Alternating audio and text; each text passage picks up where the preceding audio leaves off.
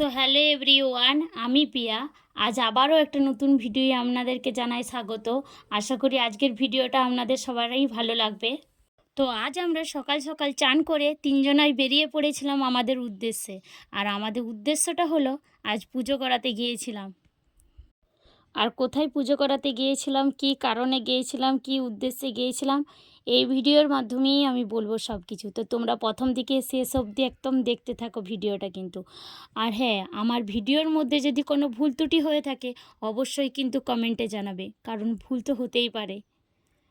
আর হ্যাঁ, আমার ভিডিও যদি তোমাদের ভালো লেগে থাকে অবশ্যই কিন্তু কমেন্ট আর একটা লাইক করে যেও, কারণ তোমাদের একটা লাইক আর একটা কমেন্টে আমাকে ভিডিও বানানোর আরও উৎসাহ দেবে।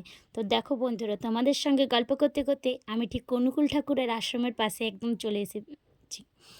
তো এরপরে আশা করি তোমরা অনেকেই বুঝে যাবে যে আমি কোন মন্দিরে পুজো করাতে যাচ্ছি। হ্যাঁ, এটা হলো সোনামুখী। তো দেখো, আমি কিন্তু কলেজের পাশে এখন চলে এসেছি সোনামুখী।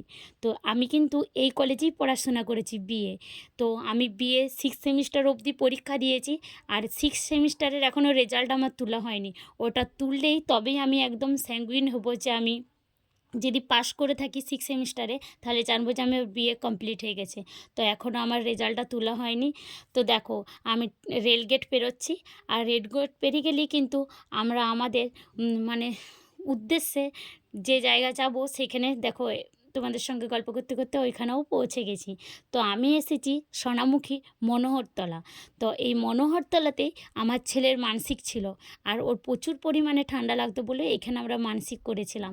তো আমরা এখানে ঘণ্টা মানসিক করেছিলাম। তো ঠাকুরমশাই ঘণ্টাটা ঠাকুরের কাছে ঠেকিয়ে পুজো করে আমার হাতে দিল, বলল এটা ঘণ্টাটা এখানে বেঁধে দিও। তারপর আমার বর এখানে ঘণ্টাটা বেঁধে দিচ্ছে, দেখো তোমরা সবাই। ঘণ্টাটা বাঁধা মানে হচ্ছে চেন সহ বাঁধতে হবে, মানে চেনটা দিয়ে চাবি দিয়ে দিতে হবে আর কি ঘণ্টাতে। তো ওইখানে আমার বর চাবি দিচ্ছে। তো চাবি দেওয়া হয়ে যাওয়ার পরে আমি আমার ছেলেকে বললাম যে চল একটু ঘণ্টাটা তোকে দিয়ে বাজানো যাক। তো আমি ছেলেকে দিয়ে ঘণ্টাটা বাজাচ্ছিলাম, আর আমার ছেলে তো ঘণ্টাটা ছাড়তেই চাইছিল না কোনো রকম। তো দেখো, আমি ছেড়ে দিয়েছি তবু কিন্তু ঘণ্টা ছাড়তে চায়নি। তো আমি তখন ব্রাহ্মণকে জিজ্ঞাসা করলাম, তো চাবি দেওয়া হয়ে গেছে, এই চাবিখাড়িগুলো কী হবে? তো বললো দেখো পাশে কুয়ো আছে, ওই কুয়োর মধ্যে চাবিকাঠিগুলো ফেলে দাও। তো তারপর আমি কুয়োতে যেয়ে চাবিখাড়িগুলো দেখো আমি ফেলে দিলাম।